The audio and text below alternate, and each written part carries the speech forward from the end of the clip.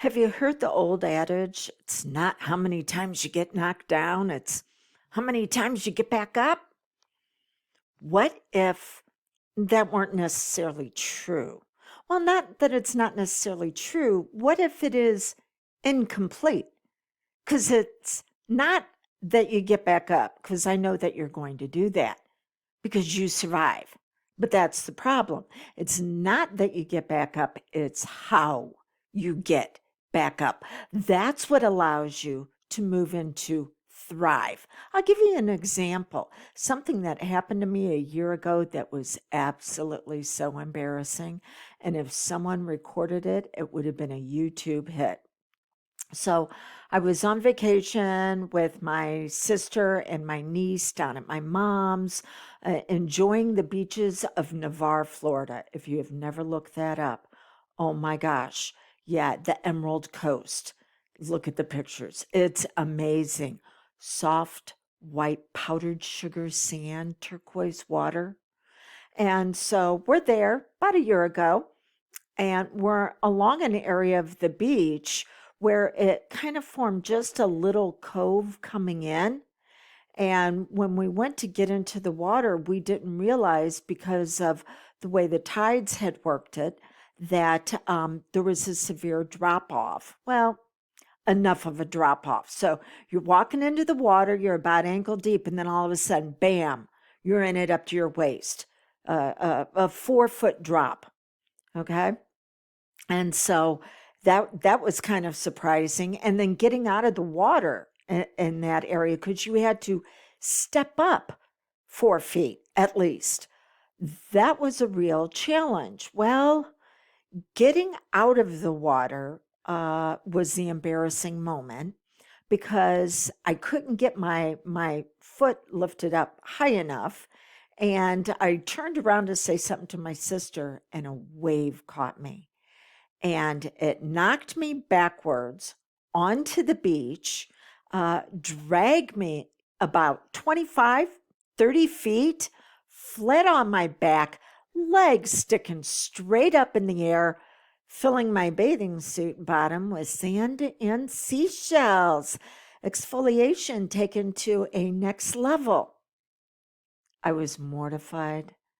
I was embarrassed. But this is what I want you to know about getting back up, because everybody around me, and the beach was packed, was laughing. And it was absolutely hilarious. So you have what's known as a values hierarchy, also known as a power hierarchy. And how you determine that you get back up will mean either you survive or you thrive based on what you value. Well, there's a part of me that does value being embarrassed, or else I would never experience it. But there's also a part of me that decides, what am I going to value more than that? And I value humor. And I knew instantly I looked absolutely ridiculous with my feet sticking up in the air like that, being drugged by a wave. My sister rushed to be next to me to try to give me a hand up, and she couldn't. She was bent over, laughing so hard. She was having a hard time breathing. And so when I got back up with humor and with laughter, and knowing that, yeah, I just gave everybody a great moment to their day. So, what are you going to value more than the pain that you've been through? I'll give you another example that happened just 3 hours ago. If you've been in my world for a while, you know I have a puppy. His name is Thor. He's a little over a year old, 140-ish pounds. So when things happen, they're pretty weighty. Thor also has what's known as idiopathic epilepsy, seizures of unknown origin. And 3 hours ago, he had another one. You know those workplace signs that they have in factories? so many days since an accident. Yeah, well, ours now says 3 hours since a workplace incident. So it's a grand mal seizure, and I'm working through it with him. Uh, and a thought came to mind. I'm a member of a number of groups for dogs that have epilepsy. And one of the things that I had wanted to do was travel with my dog. And then this showed up when he was 6 months old. It showed up at the end of last summer. And I'm like, wow, I'm really going to have to reevaluate everything in my life. And I reached out to that one of those groups, and I'm like, how do you guys handle doing what you might want to do and now you can't? And a brilliant woman reached back out and she says, my dog has epilepsy. He also does dock diving competitions, where the dogs jump in the water and see how far they can go. And she says, you know what I have to do? I have to put a life jacket on him. So that way, if he has a seizure going into the water or in the water, yeah, it'll keep his head above water until I can get to him. See, she valued finding a way to keep above it. 2 clients in the last couple of weeks. One came to me because she had been procrastinating on some pretty big life projects. And working together, we discovered, in her words, she just didn't have the bandwidth on these big projects because of some caretaking she was required to do. So I said, okay. Now, she had not come to that realization yet, but I knew that there was something else going on. And she was really valuing these projects, but she was also valuing being able to take care of this family member, and that needed to come in top. So I asked her, well, what used to bring you joy before you had to go into this caretaking? What brought fun into your life?